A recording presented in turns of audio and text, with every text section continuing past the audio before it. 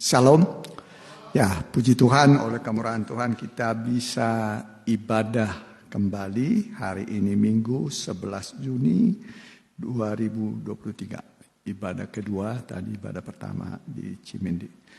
Saya ucapkan selamat berbakti, selamat bergabung bagi yang mengikuti secara online, baik langsung dan tunda. Mohon di-share kepada sahabat dan keluarga supaya mereka bisa mengikuti ibadah ini, sebab setiap ibadah itu besarlah khasiatnya. Kita bagi berdiri. Arti kehadiran.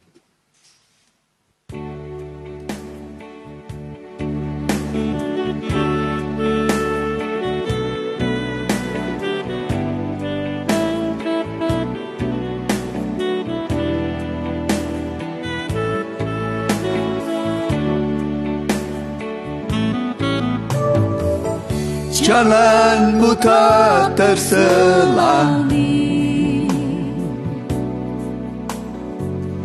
oleh setiap hati kami. Namun satu hal yang ku percaya, ada rencana yang indah. Tiada terduga kasih-Mu, heran dan besar bagiku. Arti kehadiran-Mu selalu nyata di dalam hidupku. Penyertaan-Mu sempurna, rancangan-Mu penuh damai, aman dan sejahtera. Walau di tengah badai, ingin ku selalu bersama, rasakan keindahan arti kehadiran-Mu Tuhan. Penyertaan-Mu sempurna, rancangan-Mu penuh damai, aman dan sejahtera. Walau di tengah badai, ingin ku selalu bersama, rasakan keindahan arti kehadiran-Mu Tuhan. Arti kehadiran-Mu Tuhan. Arti kehadiran. Arti kehadiran-Mu Tuhan. Haleluya. Terpujilah Tuhan Yesus Kristus, Kepala Gereja yang mengasihi kami. Kami adalah bagian kecil dari tubuh Kristus yang datang beribadah pada-Mu Tuhan.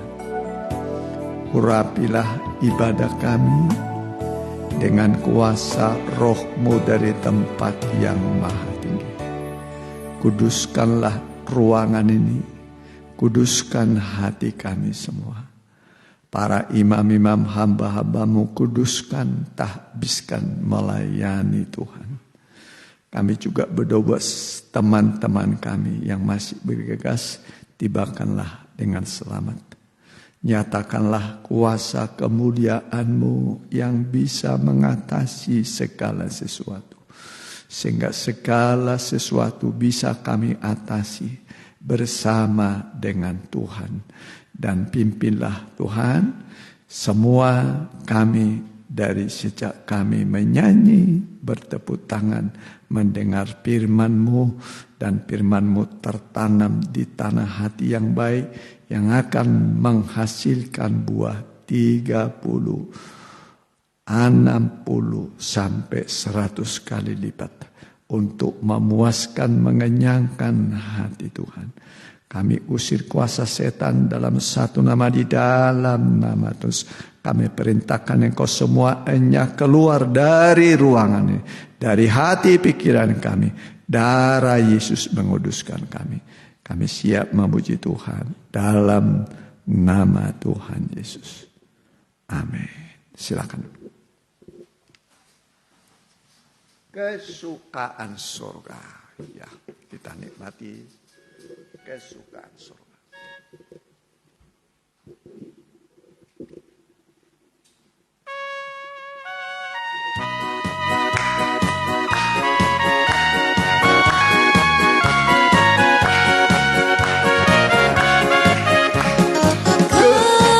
Kesukaan surga yang kurasa sekarang ini. Kesukaan surga dikerjakan oleh Roh Suci. Dunia tidak memberi kesukaan semacam ini. Sebab itu ku puji Tuhan Yesus yang Maha Tinggi. Kesukaan surga yang kurasa sekarang ini. Kesukaan surga dikerjakan oleh Roh Suci. Dunia tidak memberi kesukaan semacam ini. Sebab itu ku puji Tuhan Yesus yang Maha Tinggi. Kesukaan surga. Kesukaan surga yang kurasa sekarang ini. Kesukaan surga dikerjakan oleh Roh Suci. Dunia tidak memberi kesukaan semacam ini. Sebab itu ku puji Tuhan Yesus yang Maha Tinggi. Sukacita sorgawi kita miliki karena nama kita sudah tertulis dalam kitab kehidupan. Amin. Kita ganti nyanyian kita, nyanyian menjelang hari Tuhan.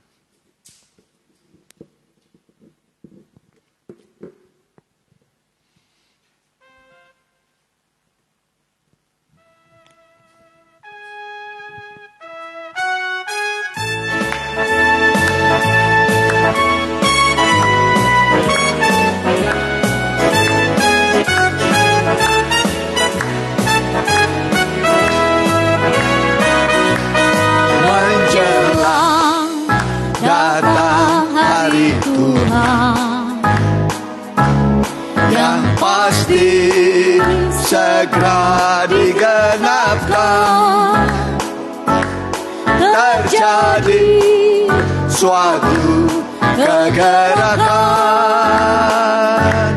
seperti yang sudah dinubuatkan. Menjelang datang hari Tuhan, segala rahasia firman semakin jelas dibukakan agar manusia diselamatkan. Menjelang datang hari Tuhan, Roh Kudus giat mewujudkan rencana Tuhan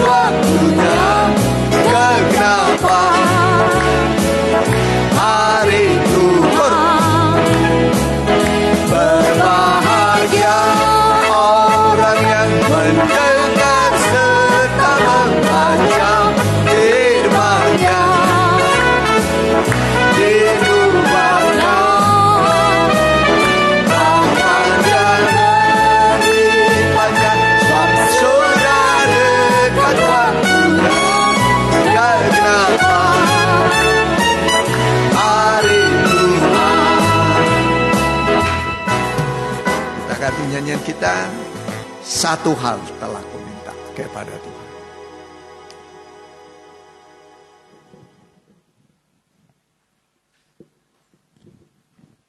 Kita pakai berdiri, kita dengan sukacita nyanyikan.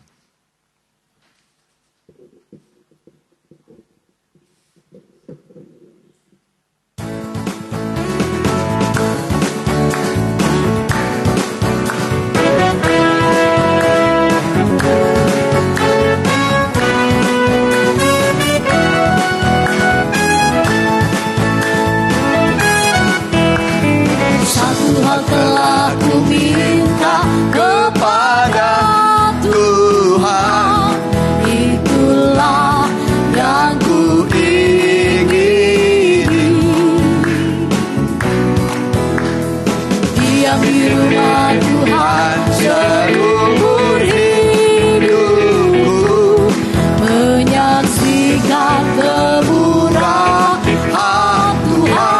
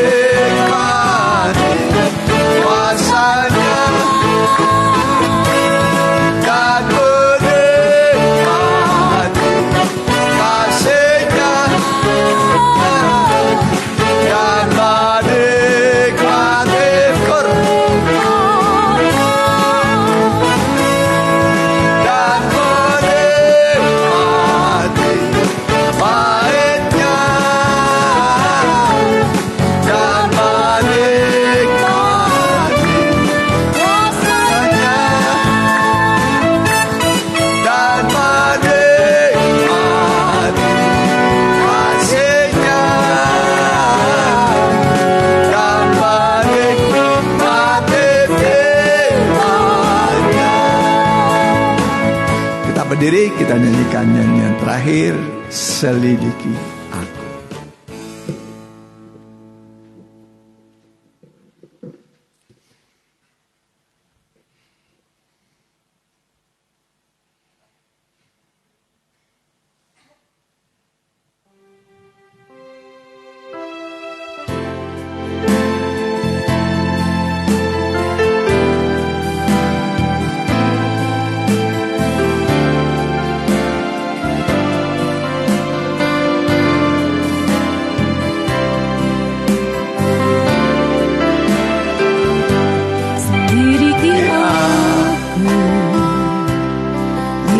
Hatiku, apakah ku sungguh mengasihimu, Yesus, Kau yang Maha Tahu dan menilai hidupku, tak ada yang tersembunyi bagimu.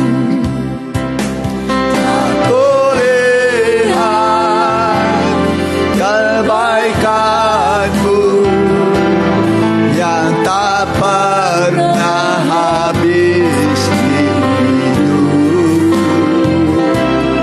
Ku berjuang sampai akhirnya Kau dapati aku tetap setia.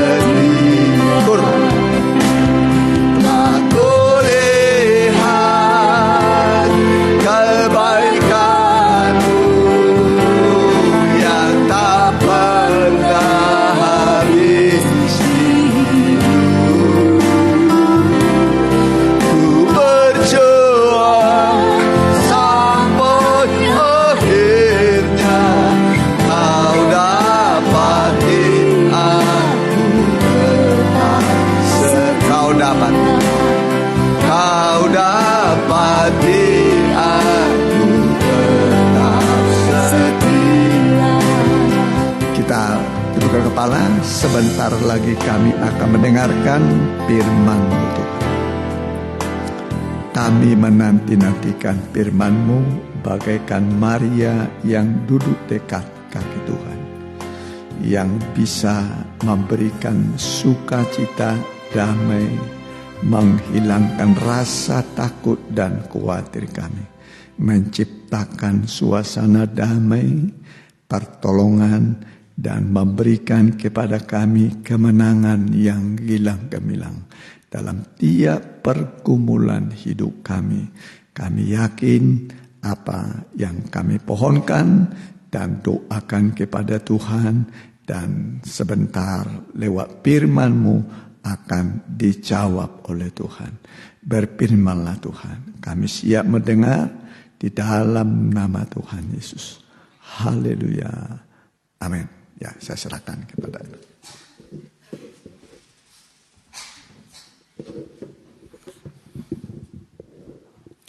Ya, salam sejahtera buat kita yang dikasih oleh Tuhan. Kita akan mendengarkan firman Tuhan. Kita buka Alkitab kita dalam kitab Mazmur 17. Mazmur 17 ayat yang pertama. Kita baca bergiliran. Mazmur 17. Ya, saya ayat yang ganjil, nanti diteruskan pergantian ayat yang genap. Doa Daud, dengarkanlah Tuhan perkara yang benar, perhatikanlah seruanku, berilah telinga akan doaku, dan bibir yang tidak menipu.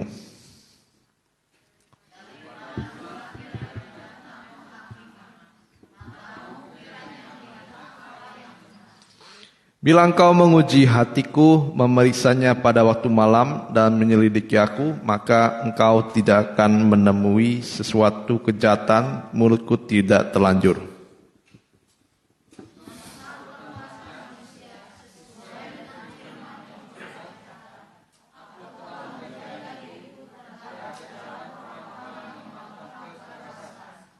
Langkahku tetap mengikuti jejakmu, kakiku tidak goyang.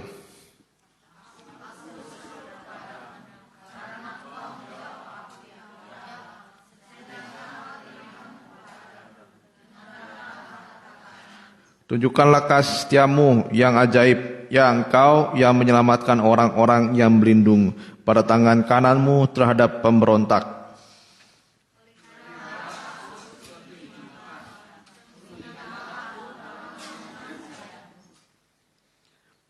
Terhadap orang-orang fasik yang menggagahi aku, terhadap musuh nyawaku, terhadap musuh nyawaku yang mengepung aku.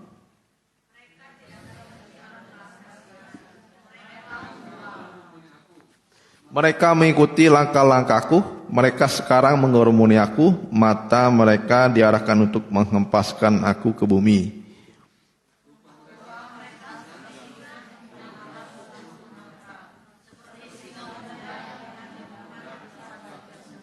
Bangunlah Tuhan, hadapilah mereka, rebahkanlah mereka, luputkanlah aku dengan pedangmu daripada orang fasik.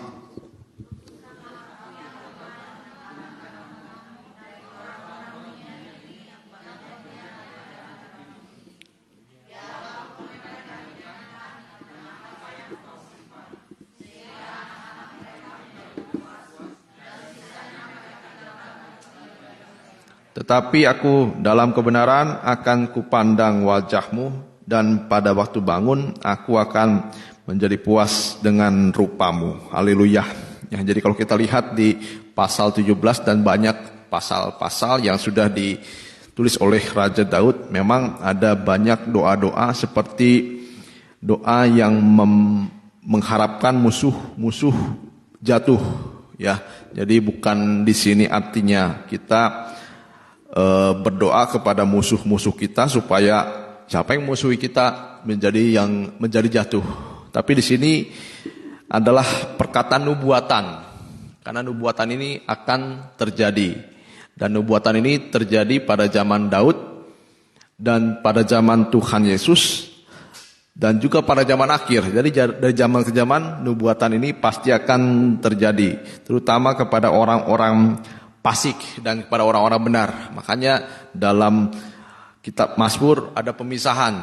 Bukan berarti kita nanti berdoa Tuhan supaya musuhku jatuh, supaya siapa yang membenci aku nanti miskin, dan supaya mereka yang berkhianat kepadaku, mereka semua tidak diberkati Tuhan dalam keadaan kutuk dan lain sebagainya. Jadi di sini di pasal 17 dan semua pasal-pasal yang lain adalah menubuatkan orang-orang fasik dan orang-orang benar.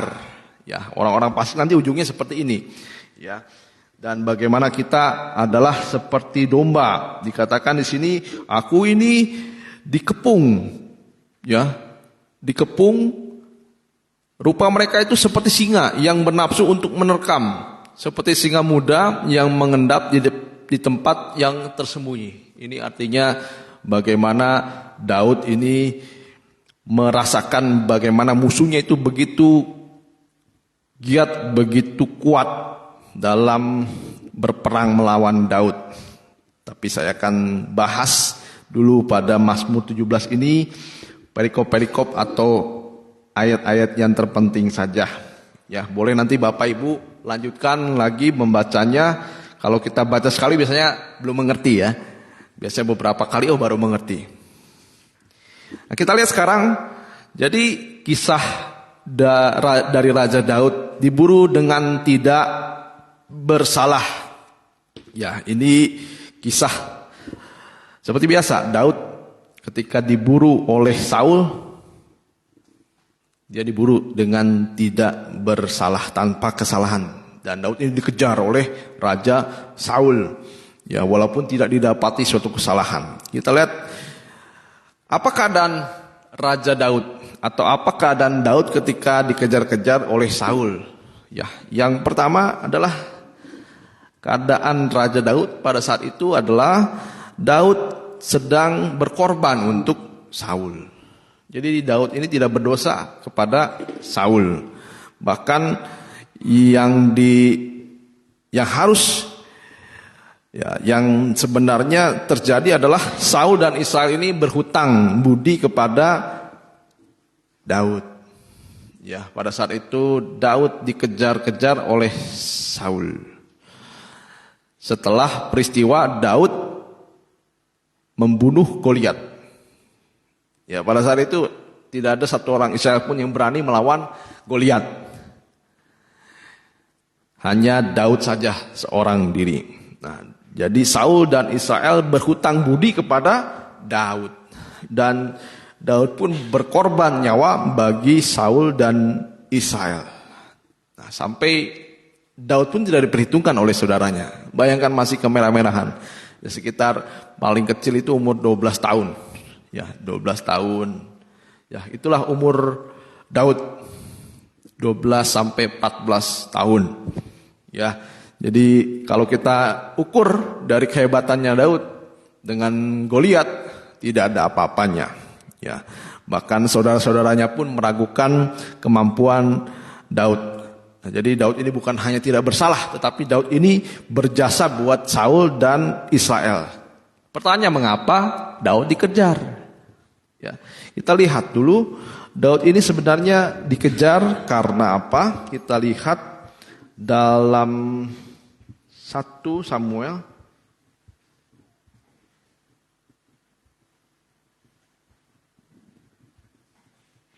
18 ayat yang 9. Ya, kita ulangi dulu sedikit, nanti akan ada pembahasan yang mungkin kita pernah dengar, tetapi ada hal-hal yang baru. Ya, kita baca bersama-sama. Sejak hari itu maka Saul selalu mendengki Daud. Mengapa? Di ayat yang ke-7, ya, ayat yang ke-7 aja. Ayat yang ke-7. Ya, ayat yang ke-7. Kita baca bersama-sama. Dan perempuan yang menari-nari itu bernyanyi berbalas-balasan, katanya Saul mengalahkan beribu-ribu musuh, tetapi Daud berlaksa-laksa.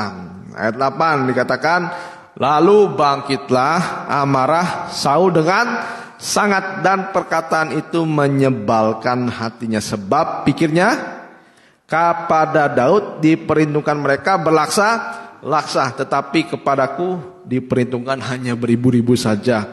Dan akhir-akhirnya jabatan itu pun jatuh kepadanya. Dan akhirnya saat itu Saul selalu mendengki kepada Daud.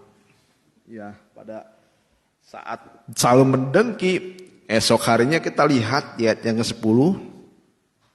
Keesokan harinya roh jahat yang dari Padal itu berkuasa atas Saul. Nah, jadi kalau orang mendengki, yang datang itu bukan malaikat, bukan Tuhan, ya. Yang datang bukan uang, tetapi roh jahat. Roh jahat.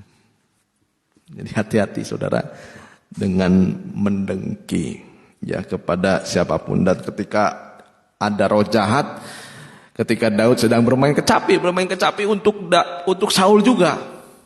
Ya, tapi kalau hatinya sudah dipenuhi dengan iri dengki, dia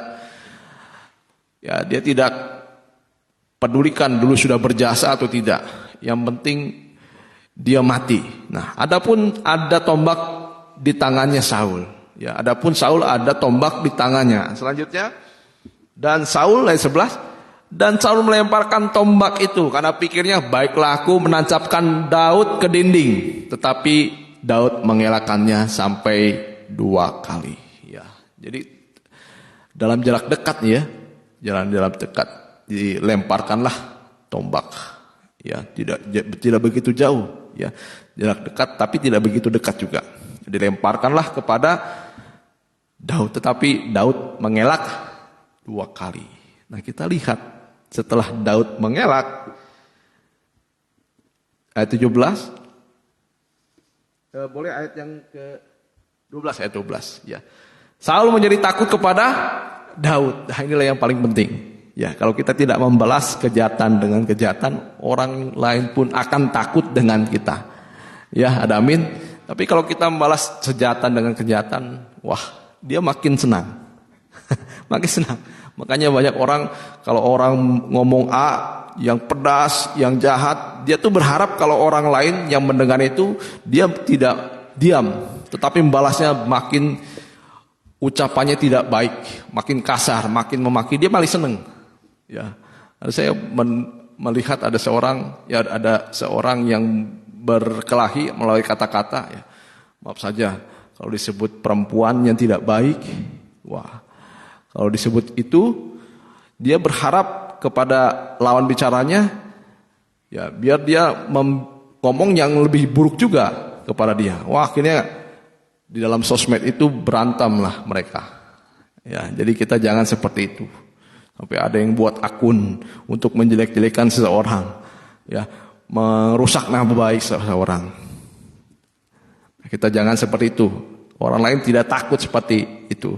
Tapi kalau orang mau jadi takut kepada kita, kita balas dengan kebaikan. Daud membalas Saul dengan kebaikan. Akhirnya Saul menjadi takut kepada Daud. Dan kalau orang takut kepada kita, orang lain pun melihat Tuhan bersama dengan kita.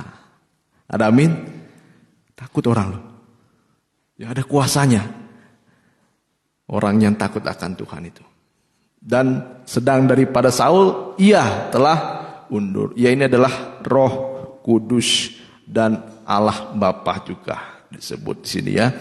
Ia itulah Tuhan telah undur daripada Saul. Dan akhirnya Daud ini tidak begitu saja dilepaskan oleh Saul. Ya, kalau kita lihat kisah ini, boleh kita lihat dulu ayat yang 13. Ya, ini memang kisahnya sangat mendebarkan tetapi sangat menghibur bagi kita.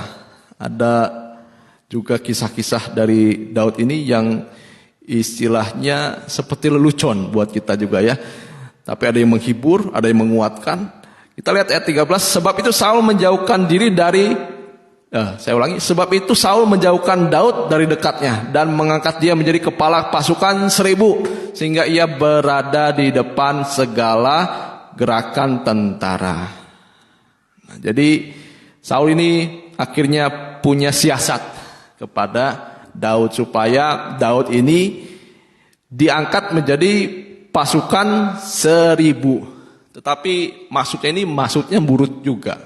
Bukan maksud baik supaya Daud diangkat menjadi pasukan 1000. Ya. Tujuannya apa? supaya cepat mati. Supaya Daud ini cepat mati. Ya, teruskan ayat yang 14. Tetapi kita lihat Daud berhasil di segala perjalanannya sebab Tuhan menyertai dia. Nah, intinya adalah penyertaan Tuhan di atas segala-galanya. Mungkin rancangan dari Saul merancangkan yang buruk, tetapi kalau Tuhan beserta dengan kita, rancangan itu diubah menjadi berkat buat kita. Ada amin? Ya, ayat yang 15. Ya, ketika dilihat Saul bahwa Daud sangat berhasil, makin takutlah ia kepadanya. Ini bodoh ya Saul ini, karena dengkinya dia kepada Daud. Akhirnya memang yang menaikkan Daud Saul sendiri. Ya, Saul sendiri yang menaikkan Daud. Makin takutlah ia kepadanya. Lanjutkan ayat yang 16. Ya. Tetapi seluruh orang Israel dan Yehuda mengasihi Daud. Dan ia semakin menjadi pemimpin, dikasihi oleh banyak orang Israel dan orang-orang Yehuda sesukunya, sehingga dia memimpin segala gerakan. Teruskan ayat 17, ya. Berkatalah Saul kepada Daud, ini adalah, saya ulang, ini dia anakku perempuan yang tertua, Merab, ya. Dia akan kuberikan kepadamu menjadi istrimu. Hanya jadilah bagiku seorang yang gagah perkasa dan lakukanlah perang Tuhan. Nah, ya, repotnya kalau sudah membawa agama ya. Ya, sebab pikir Saul, janganlah tanganku memukul dia, tetapi biarlah ia dipukul oleh tangan orang Filistin. Lanjutkan, ya. Tetapi Daud berkata kepada Saul, sangat polosnya Daud ini, siapakah aku dan siapakah sanak saudaraku, kaum ayahku di antara orang Israel sehingga aku menjadi menantu raja? Ya, dalam hatinya Saul, dia masuk perangkap saya. Tetapi bagi Daud, ini adalah pengangkatan daripada Tuhan kepada dirinya. Teruskan, ya. Tetapi ketika tiba waktunya untuk memberikan Merab, anak Saul itu kepada Daud, maka anak perempuan itu diberikan kepada Adriel, orang Mehola, menjadi istrinya. Teruskan, ya. Tetapi Mikal, anak perempuan Saul, jatuh cinta kepada Daud. Ketika hal itu diberikan kepada Saul, maka ia pun menyetujuinya. Teruskan, ya, mungkin kisah ini sudah ada beberapa kita mendengar. Sebab pikir Saul, baiklah Mikal, kuberikan kepadanya, biarlah ia menjadi jerat bagi Daud, dan biarlah tangan orang Filistin memukul dia. Lalu berkatalah Saul kepada Daud untuk kedua kalinya, pada hari ini engkau boleh menjadi mantuku. Tadi sudah ditipu Daud, tetapi anaknya ternyata ada yang mau. Akhirnya diberikanlah, ya, sudahlah. Tapi syaratnya nanti kita lihat, bolehlah kau menjadi menantuku. Teruskan ayat 22. Ya. Ayat 22, lagi Saul memerintahkan kepada para pegawainya, katakanlah kepada Daud dengan diam-diam demikian, sungguhnya raja suka kepadamu dan para pengawal pegawainya mengasihi engkau. Maka sebab itu jadilah engkau menantu raja. Teruskan ayat 23. Lalu para pegawai Saul menyampaikan perkataan itu kepada Daud, tetapi Daud menjawab, perkara ringankah pada pemandanganmu menjadi menantu raja? Bukankah aku seorang yang miskin dan rendah? Teruskan, ya. Para pegawai Saul memberitahukan kepada raja, demikianlah jawab yang diberi Daud. Ayat 25. Kemudian berkatalah Saul, beginilah kamu katakan kepada Daud, raja tidak menghendaki mas kawin. Wah, jadi baik sekali. Ya, jadi tidak perlulah orang kaya menjadi mantuku, tidak perlu. Tapi raja itu menghendaki 100 kulit katan orang Filistin. Jadi ngawur sekali ya. Sebagai pembalasan kepada musuh raja. Saul bermaksud menjatuhkan Daud dengan perantaraan orang Filistin. Kita lihat ayat yang ke-26. Ketika para pegawainya memberitahukan perkataan itu kepada Daud, maka setujulah Daud menjadi menantu raja. Waktunya belum genap. Teruskan. Tetapi Daud sudah bersiap. Belum disuruh, Daud sudah bersiap. Ya, ia pergi dengan orang-orangnya dan selanjutnya akhirnya menanglah Daud dengan mas kawin yang tadi. Nah, kemudian Saul memberikan Mikal anaknya kepada menjadi istrinya. Teruskan. Ya, lalu mengertilah Saul dan tahulah ia bahwa Tuhan menyertai Daud dan bahwa seluruh orang Israel mengasihi dia. Ini luar biasanya Raja Daud. Ya, heran sekali. Kasih setianya begitu heran. Ya, di dalam banyak aniaya, ketidakadilan, tetapi semua diganti Tuhan dengan sangat baik. Keadaan Daud semakin baik, dan yang paling penting adalah bukan saja berhasil Daud ini, tetapi yang paling penting adalah Israel mengasihi Daud. Nah, yang paling penting adalah sampai orang lain itu mengasihi kita. Banyak orang mengasihi kita. Dan ini bukti bahwa kita disertai oleh Tuhan. Nah, jadi perasaan dengki adalah perasaan marah, benci, tidak suka, itu biasanya karena iri hati. Ya. Iri hati biasanya karena berkat. Ya. Kekayaan. Pernah iri hati? Puji Tuhan enggak ya? Ya. Kalau kita ditempatkan di tempat-tempat yang orang-orangnya isinya orang-orang berhasil, jangan sampai kita iri hati. Ya, baiklah kita mengikuti jejaknya mereka, mengapa mereka bisa berhasil. Ya, tapi kita jangan sampai iri hati. Jangan iri hati kepada keberuntungan seorang juga. Jangan iri hati kepada harta seseorang. Ya, pemakaian seseorang juga jangan iri hati.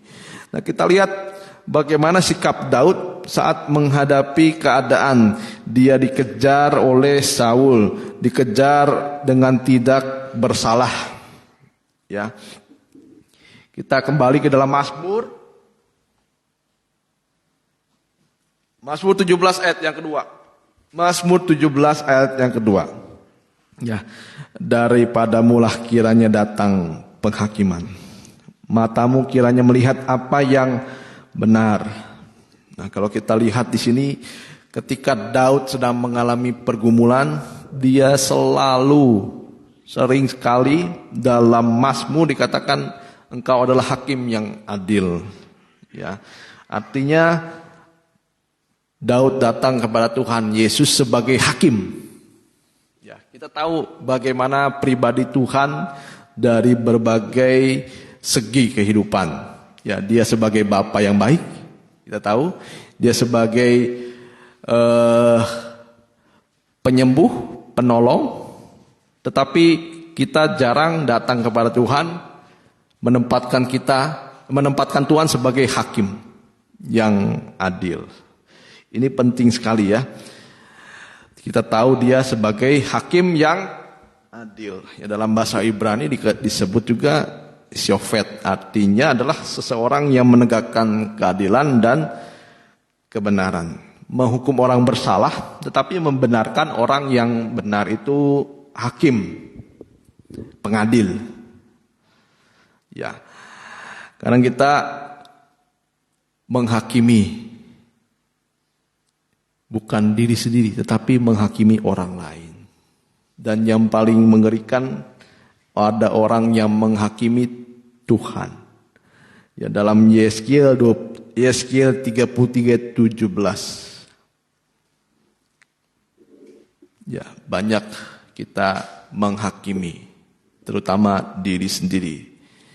Jangan sampai kita hakimi orang lain, apalagi hakimi Tuhan. Kita baca bersama-sama. Yeskiel 33:17. 1, 2, 3. Yeskiel 33:17. 33:17.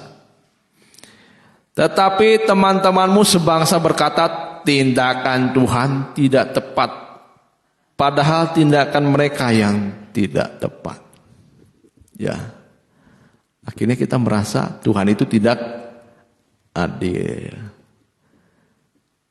Ya, yang dihakimi bukan manusia saja, tetapi Tuhan.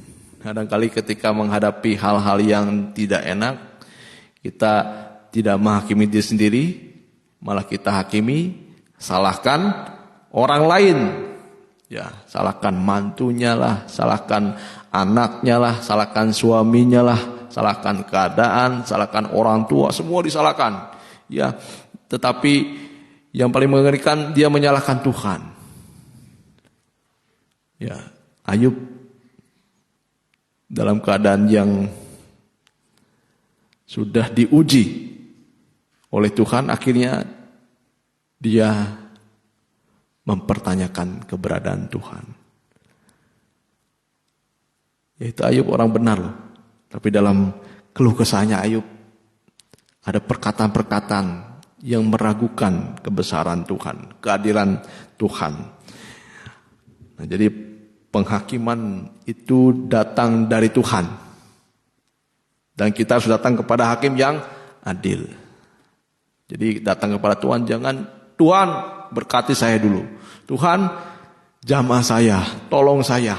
Tapi kalau kita datang kepada Tuhan, kita lihat seperti Daud. Oh Tuhan, Engkau adalah hakim yang adil. Ya. Kita lihat kalau Tuhan bertindak sebagai hakim, penghakiman Tuhan itu diibaratkan seperti pedang. Saya sudah beberapa kali katakan dan firman Tuhan sudah dibukakan bagaimana penghakiman itu seperti pedang, ya, yang dibawa oleh Salomo. Salomo ketika menghakimi dua orang yang sundal, ada dua orang sundal punya satu anak, tapi ketika itu Salomo menampilkan pedang sebagai hakim. Ya, akan kupotong anak ini menjadi dua. Tapi yang terjadi adalah kebenaran dinyatakan.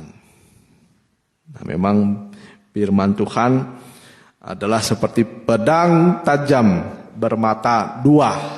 Ya, kalau tajam itu adalah benda yang bisa masuk ke dalam tubuh yang terdalam. Kalau kita punya golok, ya, atau alat pemotong, tetapi tidak tajam, ya, tidak tajam, alat itu tidak bisa masuk ke dalam. Ya, semakin tajam, semakin cepat masuk ke dalamnya. Ya, semakin merobek apa yang sakit penyakit seseorang. Kalau misalnya ada kanker, ya, dia akan dioperasi oleh benda yang tajam. Ya, semakin tajam semakin merobek begitu dalam. Begitu ya firman Tuhan. Firman Tuhan semakin tajam, semakin tahu isi hatinya manusia, semakin tahu kedalaman hati manusia. Nah, kita harus rela dikoreksi oleh firman Tuhan yang bagaikan pedang tajam. Nah, kita lihat apa yang dikoreksi oleh firman Tuhan di ayat yang ketiga. Ayat yang ketiga, yang pertama adalah hati manusia. Ini sumbernya dosa.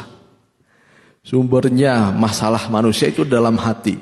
Kita tahu Saul sumber masalahnya ada dalam hatinya, bukan tahtanya. Ya, bukan keadaannya, tetapi hatinya Saul. Yang pertama hati. Di ayat yang ketiga, bila engkau menguji hatiku, memeriksanya pada waktu malam dan menyelidiki aku, maka engkau tidak menemui sesuatu kejahatan. Mulutku tidak terlanjur. Nah, yang pertama dikatakan di sini kita harus menguji hati kita.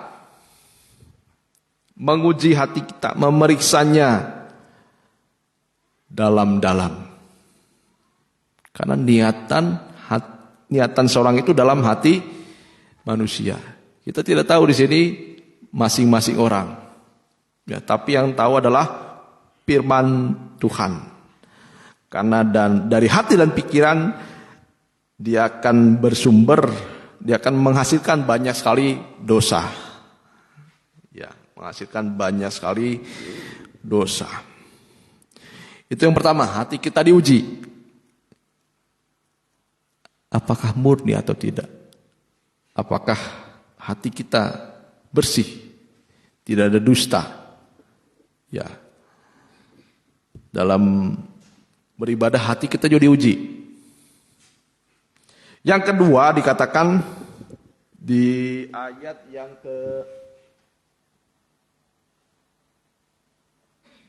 yang ketiga, di ayat yang kelima. Kita baca bersama-sama. Ayat yang kelima. Langkahku tetap mengikuti jejakmu, kakiku tidak goyang. Mazmur 17 ayat yang kelima. Langkahku tetap mengikuti jejakmu, kakiku tidak goyang. Yang kedua adalah langkah kehidupan. Ya, langkah kehidupan saya simpulkan saja adalah langkah kita sehari-hari. Ya, di langkah kita sehari-hari itu diuji, dikoreksi oleh firman Tuhan. Artinya sepanjang hari, dari pagi sampai malam kita harus periksa selak-beluk. Jangan sampai kita melakukan kesalahan yang fatal. Ya, mengakibatkan kerusakan, yang mengakibatkan kehancuran. Ini hati-hati. Ada memang banyak kesalahan, tapi ada yang tidak menyebabkan kehancuran, tapi ada yang menyebabkan kehancuran. Ya, kita lihat seluk-beluk kehidupan kita. Apakah kita layak di hadapan Tuhan dan berkenan? Nah, kita lihat bagaimana cara kita melihat langkah-langkah kehidupan kita dan bagaimana caranya kita dikoreksi oleh firman Tuhan, yaitu pertama kita uji dengan hati nurani kita. Ya. Dalam Mazmur 16 ayat yang ke-7. Mazmur 16 ayat yang ke-7, aku memuji Tuhan yang telah memberi nasihat kepadaku. Iya, pada waktu malam hati nuraniku mengajari aku. Ya, jadi setiap orang itu ada hati nuraninya. Hati nurani adalah perasaan yang paling dalam. Dia tahu mana yang jahat, mana yang baik, mana yang benar. Ya. Jadi sebenarnya ketika kita berdoa kepada Tuhan, terutama di sini pada malam hari. Untuk apa malam hari? Apa kita pernah berdoa malam hari? Ya, kadang-kadang kita berdoa pagi hari, minta petunjuk Tuhan, pertolongan Tuhan, tapi kita lupa ada doa pada malam hari. Untuk apa doa pada malam hari? Dikatakan di sini untuk mengajari kita. Ya, hati nurani ini adalah hati yang terdalam, yang bisa mengajari kita dan memberi nasihat. Makanya dikatakan dalam Mazmur, coba kita buka dulu. Aku menyimpan janjimu supaya aku tidak berdosa kepadamu.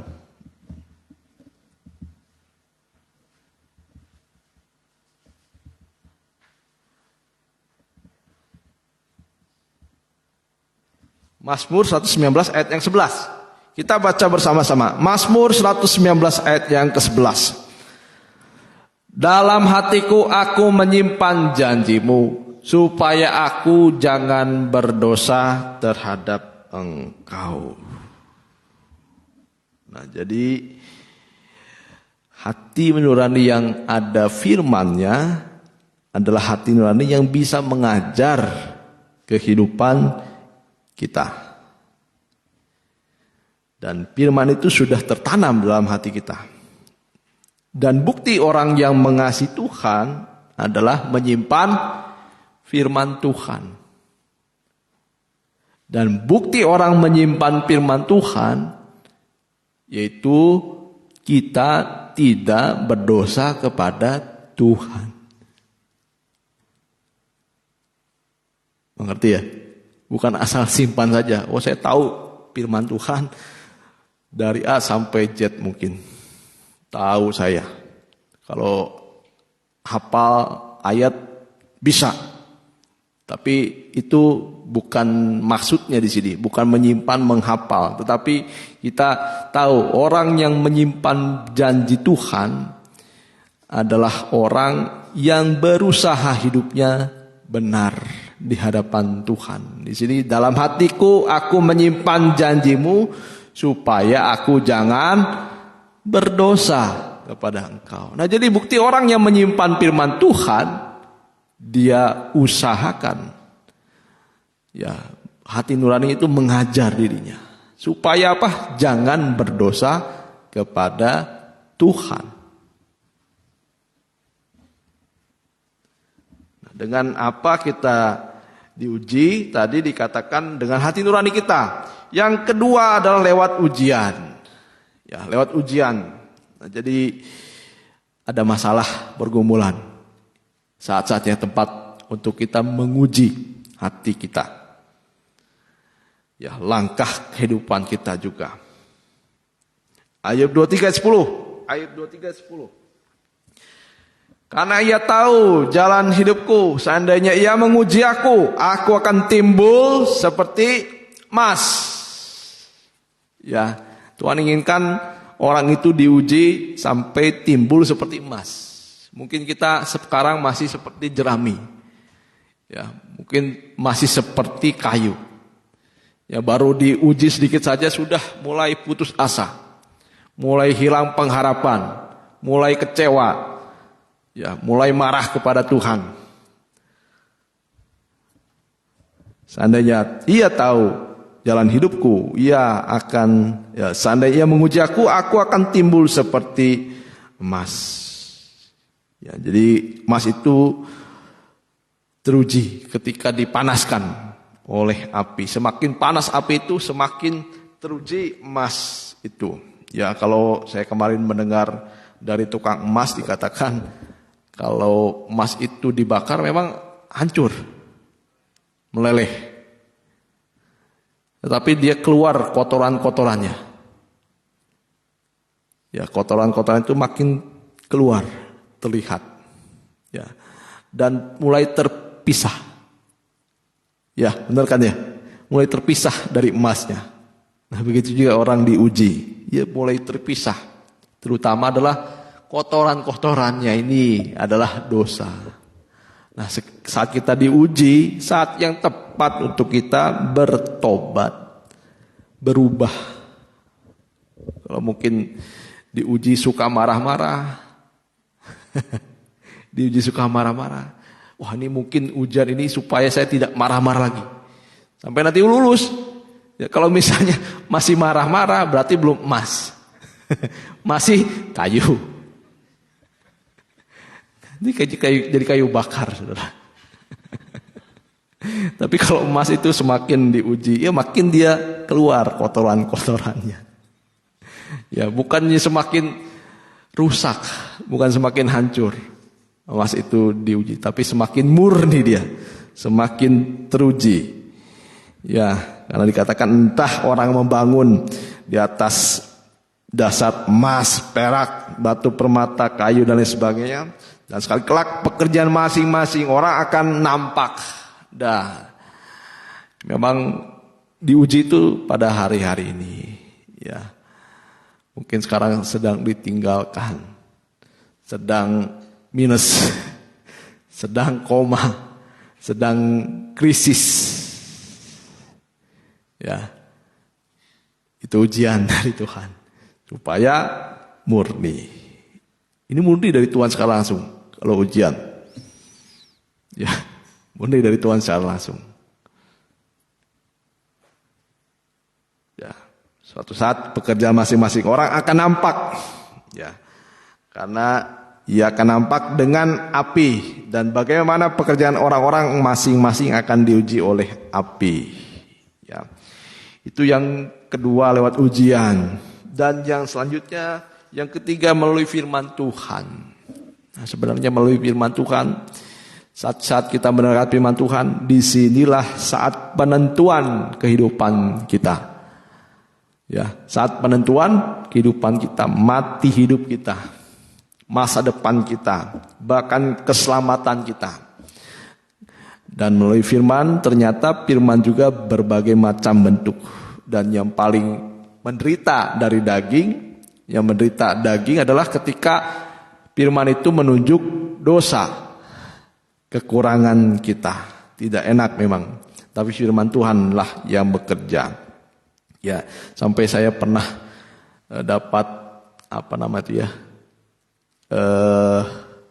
berita sampai berkata, itu si Ipan khotbah nyindir saya ya. Saya bilang, saya tidak tahu masalahnya dia. Untung yang dengarnya ini, jadi ada orang bilang ke si A bilang kepada si B, si B bilang ke si A bilang ke C bilang ke saya. Oh, untungnya si B ini bilang, ya itu bukan, karena saya biasanya berurutan dari Mazmur, ya sesuai dengan kebutuhan seorang dan sesuai dengan ya masing-masing dosa seseorang. Saya tidak tahu dosanya masing-masing seorang. Saya tidak mau korek-korek nih ya. Saya tidak tahu. Tetapi biarlah Tuhan yang bekerja melalui firman-Nya. Amin. Amin ya. Jadi yang harus kita uji yang pertama hati. Yang kedua adalah langkah kehidupan. Hari lepas hari kita harus uji. Yang ketiga adalah ucapan kita. Boleh kita baca di dalam Mazmur 17 ayat yang ketiga. Mazmur 17 ayat yang ketiga. Ya, maka yang B-nya, maka engkau tidak akan menemui suatu kejahatan. Mulutku tidak terlanjur. Yang ketiga adalah yang diperiksa adalah ucapan kita dari mulut yang terlanjur. Ya, ucapan yang tidak dipikirkan terlebih dahulu. Ya, ucapan yang mungkin kita ucapkan tetapi tidak tahu dampaknya. Ini terlanjur ya sebutannya. Kadang-kadang kita berbicara tiba-tiba menyinggung perasaan seseorang. Kita berbicara tahu-tahu orang itu sudah tidak lagi mau bertemu dengan kita. Ada yang seperti itu. Kita asal ngomong, asal berucap tiba-tiba dia sudah menjadi musuh bebuyutan. Waduh, ngeri kali kan. Perempuan, hati-hati. Jaga ucapan. Jaga ucapan. Ya, kadang-kadang ketika kita berbicara terlanjur. Kalau sudah terlanjur, kadang-kadang kita berbuat minta maaf pun dia tidak mau terima. Betul ya? Kalau sudah terlanjur.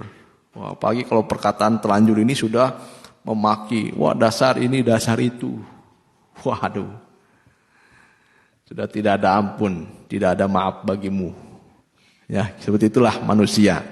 Tapi kita harus uji juga. Kalau ada mulut yang terlanjur, kita harus datang kepada seseorang.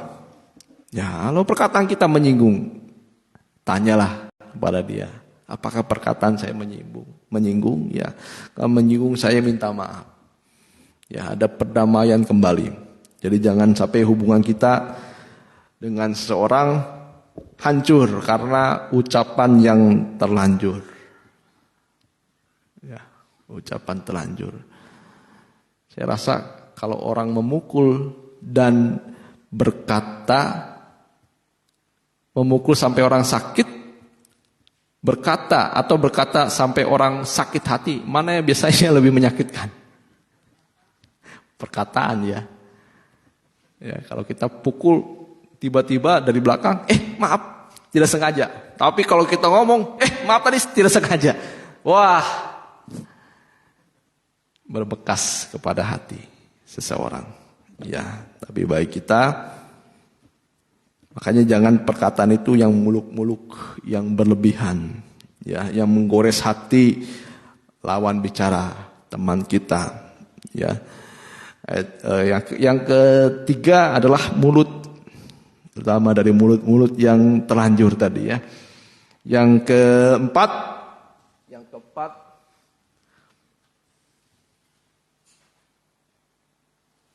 ya, ayat yang keempat di dalam Mazmur 17 tadi tentang perbuatan manusia sesuai dengan firman yang engkau ucapkan. Aku telah menjaga diriku terhadap jalan orang-orang yang melakukan kekerasan. Ya, jadi yang keempat adalah jalan kehidupan. Ya, tadi langkah kehidupan sehari-hari, tetapi ini yang paling penting, yaitu arah kehidupan kita. Kita uji. Ya, kalau usaha kita uji nih. Usaha kita nanti menuju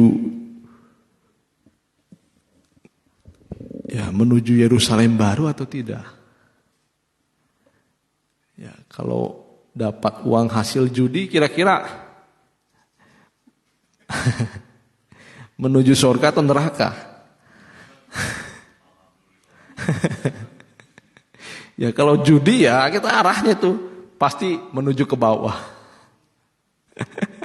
Tapi kalau kita yang benar pasti menuju kepada Yerusalem baru. Ya. Nikah kita uji sekarang. Arahnya itu menuju kemana? Tadi langkah-langkah kehidupan, sekarang arahnya kehidupan kita. Ya. Nikah kita diuji. Arahnya menuju mana nih? Ya, pekerjaan kita diuji, arahnya menuju mana? Jadi arah kehidupan ini menyangkut kehidupan menyeluruh dari masa lalu, masa sekarang sampai yang akan datang. Jangan sampai menyimpang. Kalau menyimpang itu menuju ke bawah, menuju kebinasaan. Ya. Jadi yang kita uji sekarang langkah dan juga jalan atau arah kehidupan kita. Kalau motivasi kita salah, nih arahnya kemana nih? Ya, pekerjaan kita, studi kita dan lain sebagainya kita harus tahu arahnya oleh firman Tuhan. Ya, saya tidak akan mau menunjukkan ini pasti arahnya ke kebinasaan atau ke surga dan lain sebagainya. Biar saudara, bapak, ibu sekalian yang menilai melalui firman Tuhan. Ini kalau arahnya terus diteruskan pasti akan menuju kebinasaan. Pasti akan terus menuju ke surga dan lain sebagainya. Ya. Nah, kita harus bisa melihat segala sesuatu dari firman Tuhan. Kita harus jaga segala sesuatu, terutama jalan kehidupan kita. Harus semua tertuju kepada Tuhan. Nah, kita akan lihat kalau kita bisa memeriksa 4 hal ini. Yang pertama hati. Yang kedua langkah-langkah. Setiap hari langkah-langkah. Yang ketiga ucapan. Yang keempat arah kehidupan kita.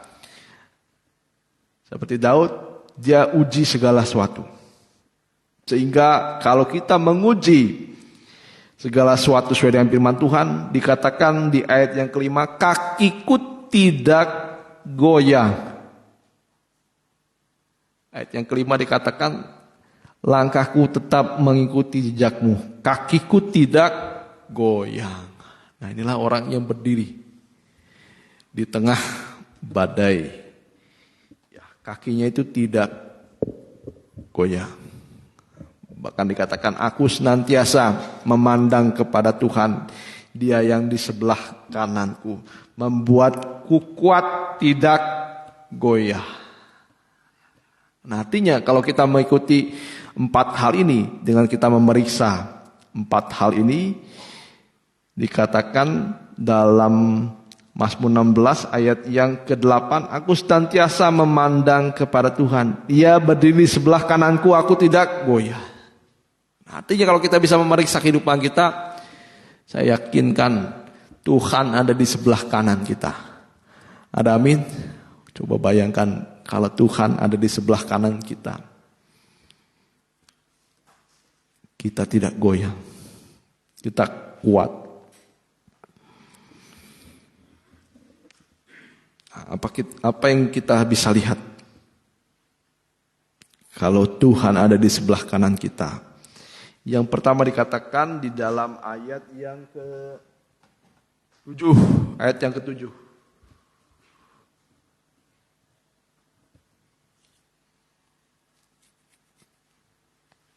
Ayat yang ke-7 dalam Mazmur 17. Mazmur 17 ayat yang ke-7. Ya, tunjukkanlah kasih setiamu yang ajaib. Ya, engkau yang menyelamatkan orang-orang yang berlindung pada tangan kananmu, ya, terhadap pemberontak. Ya, di sebelah kanan kita. Ya, tangannya itu selalu menyelamatkan kehidupan yang selalu berlindung pada dekat tangannya. Nah, kita lihat apa janji Tuhan kalau kita memeriksa kehidupan kita dan memeriksa kalau mungkin ada kesalahan. Apa yang harus kita lakukan? Mengaku dosa kita dan bertobat kepada Tuhan. Ya. Kita lihat janji Tuhan, kita mendapatkan yang pertama kasih setia yang ajaib daripada Tuhan. Dalam terjemahan yang lain dikatakan kasih setia, kemurahan yang heran. Artinya di sini kita tidak dihukum oleh Tuhan, malah Dia yang berkorban untuk kita. Ini kemurahan Tuhan. Di mana ada hakim, ketika tahu orang itu berbuat salah, malah hakim itu yang membela supaya orang itu tidak dihukum. Ini heran. Jadi keheranan Tuhan nyatakan ketika kita didapati kesalahan, kita tidak dihukum setimpal dengan perbuatan kita. Ya, hukuman kecil mungkin ada, tetapi tidak setimpal.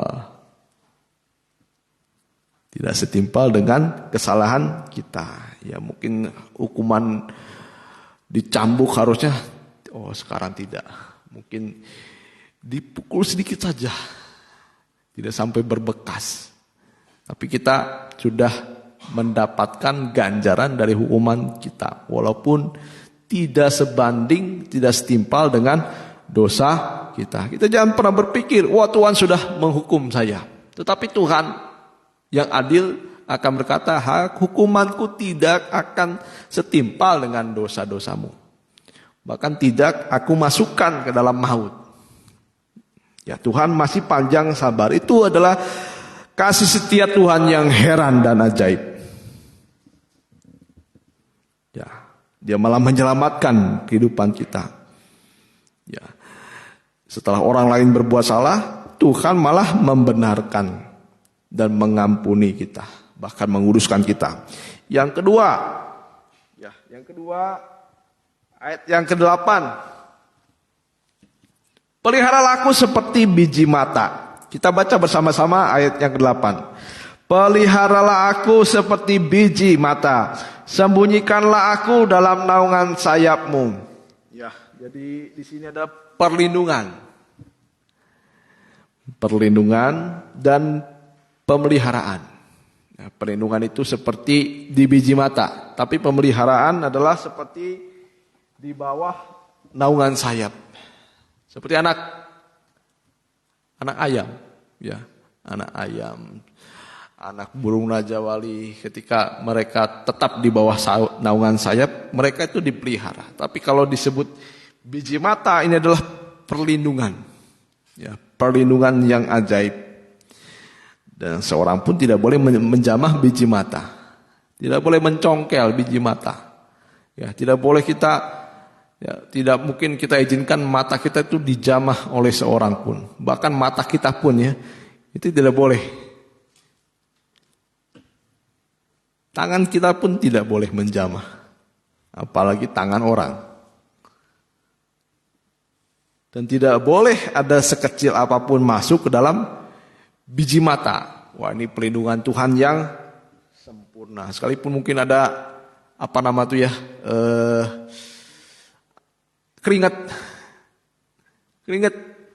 Ya. Ada perlindungannya lewat alis. Makanya jangan dia habisin alisnya. Kecuali dari lahir tidak ada alisnya. Tapi sekarang udah hebat ya, ada namanya sulam alis ya. Tapi kadang-kadang alisnya itu bukan dikebawahin, malah itu kan perlindungan itu. Kalau perlindungan pasti dikebawahin. Ya.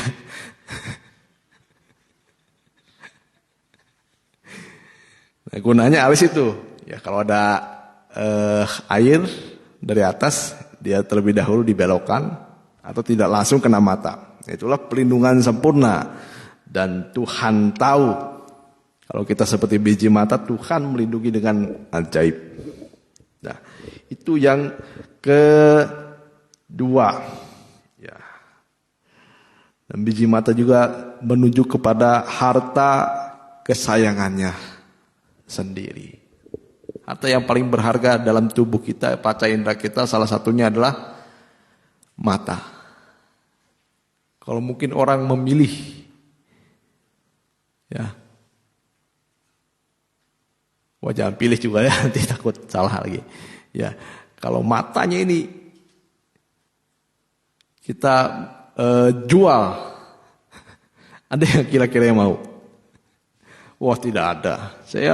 Saya yakinlah kalau ada orang menawarkan biji mata kita dengan seharga emas 10 kilo pun saya yakin tidak ada yang mau. Ya, saya yakin tidak ada yang mau. Sekalipun saya matanya minus, ya masih berfungsi nih. Masih berfungsi. Ya, hanya perlu alat bantu saja. Nah, kita lihat jadi harta kesayangan. Biji mata itu adalah harta kesayangan. Karena disebut pelita tubuh. Dan yang ketiga, kita lihat dalam ayat yang terakhir. Ayat yang terakhir dalam Mazmur 17, tetapi aku dalam kebenaran, ayat yang ke-15. Ya, orang yang menghakimi diri sendiri, orang yang mengoreksi diri sendiri, dia akan mendapat tadi yang pertama kemurahan, tidak dihukum kita.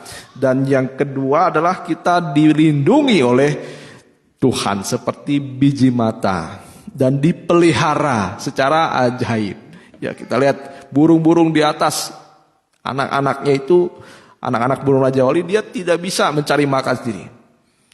Tapi ibunya yang mencari makan, dipelihara dengan ajaib.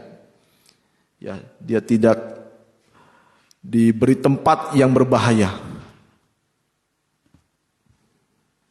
Dia mendapat perlindungannya sempurna. Yang ketiga adalah tetapi aku dalam kebenaran akan kupandang wajahmu. Dan pada waktu bangun, aku akan menjadi puas dengan rupamu. Nah, yang ke-15 dikatakan di sini ada kepuasan.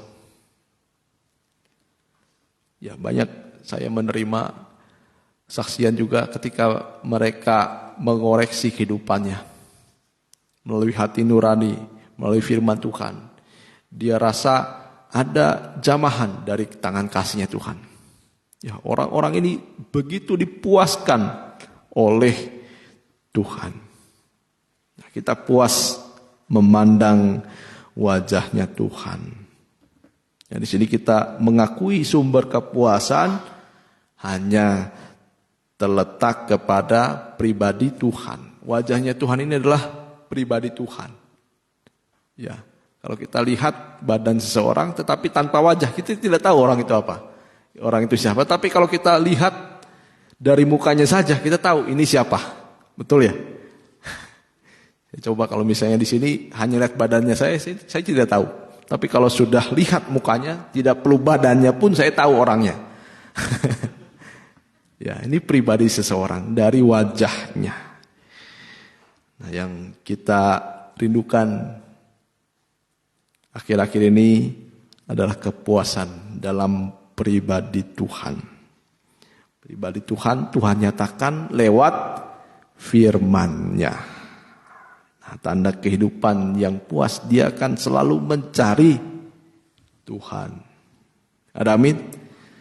Ya, kalau puas pasti akan kita cari lagi. Ya, kalau misalnya makanan itu membuat kita rasa enak, rasa puas, itu saya lagi. Sekalipun makanan itu mahal. Nah, begitu juga ketika kita sudah puas kepada pribadi Tuhan, kita akan mencari terus wajahnya Tuhan. Dan alangkah indahnya orang yang mendapat kepuasan dari pribadi Tuhan. Ya, kita cukupkan sampai di sini. Baiklah, kita mengoreksi kehidupan kita. Ya, seperti Daud. Walaupun mungkin tidak ditemukan kesalahan, atau mungkin pun ada kesalahan dalam langkah kehidupan kita, arah kehidupan kita, hati kita, baik juga mulut kita. Kita datang kepada Tuhan yang heran. Dia akan membenarkan kehidupan kita. Dia akan menguduskan sehingga kita mendapat kepuasan yang baru hari lepas hari. Kita akan nyanyikan lagu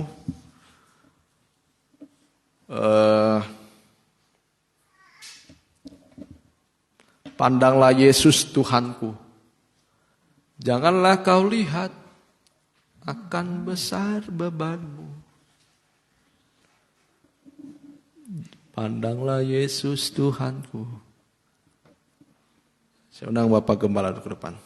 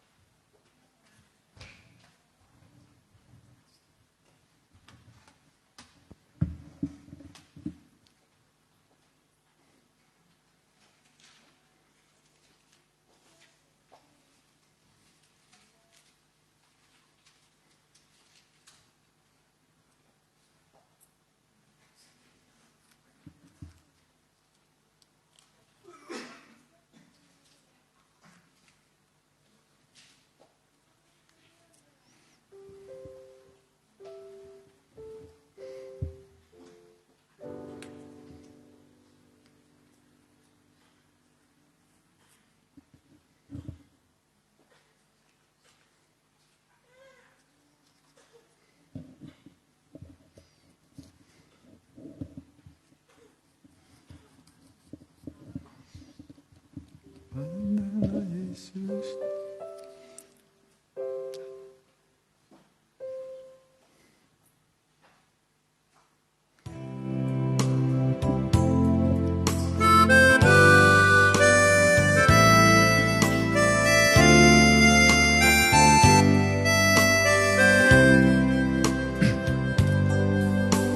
Janganlah kau lihat akan besar bebanmu.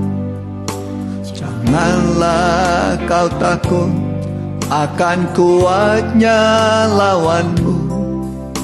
Jangan engkau khawatir akan kebutuhan.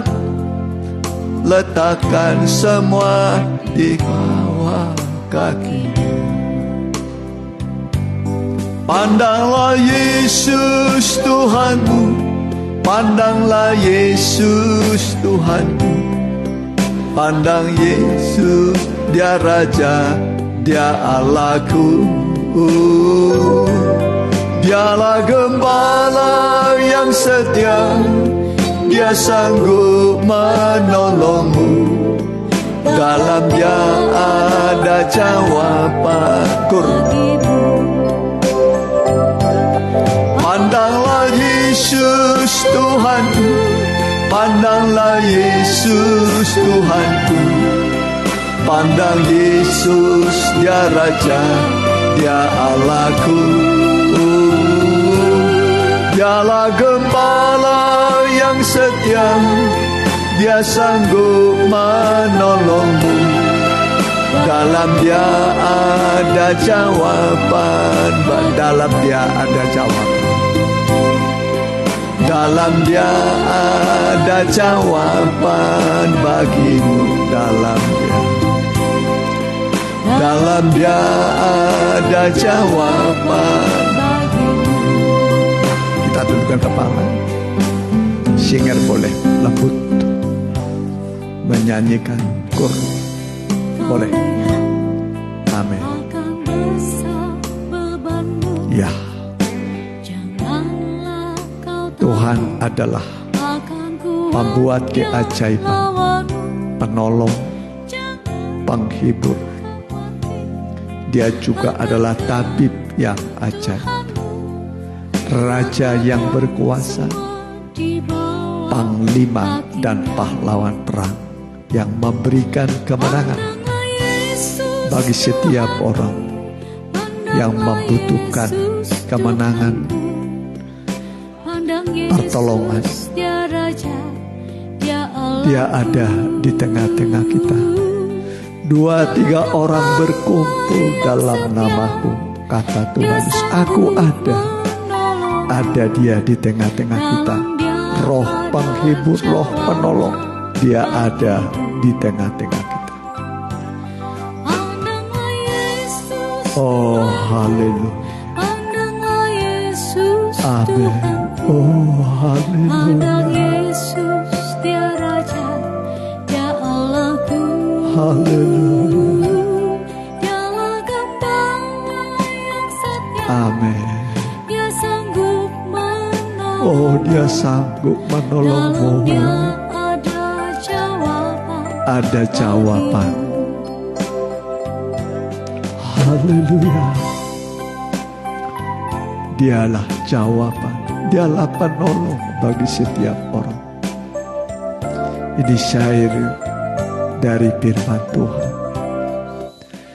Jadi jangan takut, jangan mundur, jangan menyimpang. Tuhan selalu ada bersama dengan kita. Aku sekali-kali tidak membiarkan engkau. Aku sekali-kali tidak meninggalkan engkau. Israel dipimpin oleh tiang awan, tiang api. Bukan berarti tidak ada masalah. Sepanjang jalan adalah pergumulan dan masalah. Tetapi semua terselesaikan. Semua bisa terselesaikan. Jalan buntu, laut yang membentang luas menjadi jalan yang terbuka. Gunung-gunung melompat-lompat, menghindar, membuka jalan bagi umat Tuhan. Tuhan itu ajaib. Semua cara bisa Dia buat menolong saudara. Mari yang mau didoakan, angkatlah tangan kananmu, tangan kirimu taruh pada dadamu. Yang mengikuti secara online, baik langsung dan tunda juga lakukan. Ingatlah ibadah itu berguna, besarlah labanya. Di dalamnya ada pertolongan, mujizat Tuhan, ada kesembuhan, ada damai sejahtera, ada petunjuk dari Tuhan. Ada terang yang menerangi kegelapan, menyingkirkan kegelapan.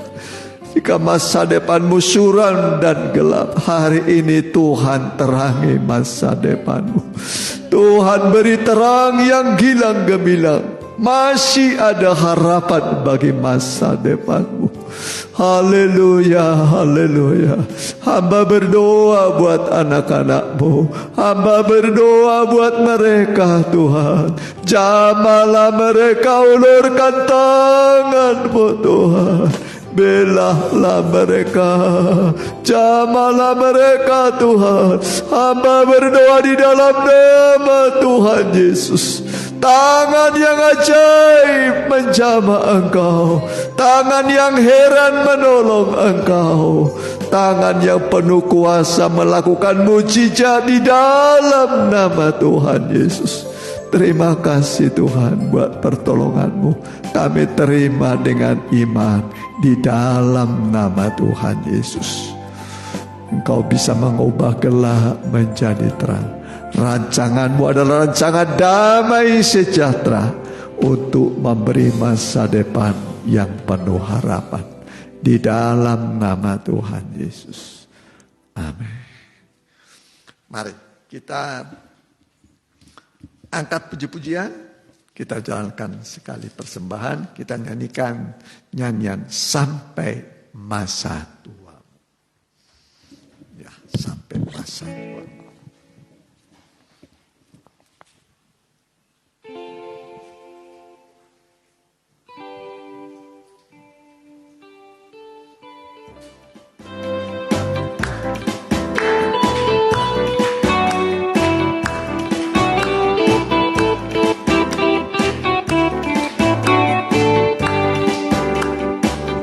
Sampai masa tuamu, aku Yesus tetap dia. Dan sampai masa putih rambutmu, aku menggendongmu. Aku telah melakukannya dan mau menanggung kamu. Aku mau memikul kamu dan menyelamatkanmu. Sampai masa tuamu, aku Yesus tetap dia. Dan sampai masa putih rambutmu, aku menggendongmu. Aku telah melakukannya dan mau menanggung kamuku. Aku mau memikul kamu dan menyelamatkanmu. Sampai masa tuamu, aku Yesus tetap dia. Dan sampai masa putih rambutmu, aku menggendongmu. Aku telah melakukannya dan mau menanggung kamuku. Aku mau memikul kamu dan menyelamatkanmu. Puji Tuhan. Kalau jalannya bahaya, Tuhan gendong. Amin. Jadi Tuhan tidak pernah kehilangan cara menolong kita ya. Selalu ada cara menyelesaikan persoalan kita. Hari Selasa kita ada, hari Senin ya. Nah, besok itu persekutuan doa Firdaus di Subang, berangkat hari ini. Selasa ibadah doa, Rabu pendalaman kitab, Sabtu ibadah remaja muda, ibadah umum kembali pertama di Cimindi, ibadah kedua di sini ya. Kita doakan mereka juga yang kurang sehat supaya Tuhan sembuhkan. Ya, kita bangkit berdiri, kita berdoa buat mereka yang sakit. Ya.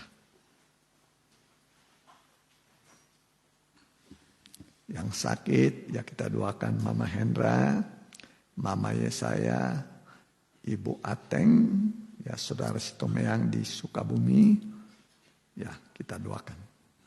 Haleluya. Kami berdoa buat anak-anakmu yang kurang sehat. Kami tetap berdoa sesuai dengan firman-Mu, supaya kami saling mendoakan satu dengan yang lain. Doa orang benar bisa menyembuhkan orang yang sakit itu. Kami berdoa buat saudara kami, Mama Hendra, Tuhan pulihkan ibu ini dalam nama Tuhan Yesus. Bilur-bilur Tuhan menyembuhkan engkau. Mama Yesaya juga kami berdoa, bilur-bilur Tuhan menyembuhkan engkau. Juga Ibu Ateng, bilur-bilur Tuhan menyembuhkan engkau. Kami juga berdoa buat saudara kami Simatupang, bilur-bilur Tuhan menyembuhkan. Situmeang, bilur-bilur Tuhan menyembuhkan engkau. Kami juga berdoa buat mereka mengikuti ibadah ini secara online, baik langsung dan tunda. Ada banyak orang membutuhkan pertolongan Tuhan di masa-masa yang sulit, masa-masa yang sukar. Dan doa orang benar sangat besarlah labanya, kuasanya. Kami berdoa di dalam nama Tuhan Yesus. Biarlah kuasa bilur-bilur Tuhan menyembuhkan. Roh Kudus membuka jalan ketika menghadapi jalan yang buntu. Di dalam nama Tuhan Yesus. Terpujilah namamu kekal selama-lamanya. Kalau anak-anakmu pulang, semua hentarkan, tibakan penuh sukacita. berkah dari Tuhan menyertai perjalanan mereka, tibakan pada waktu-waktu ibadah kami di kemudian hari.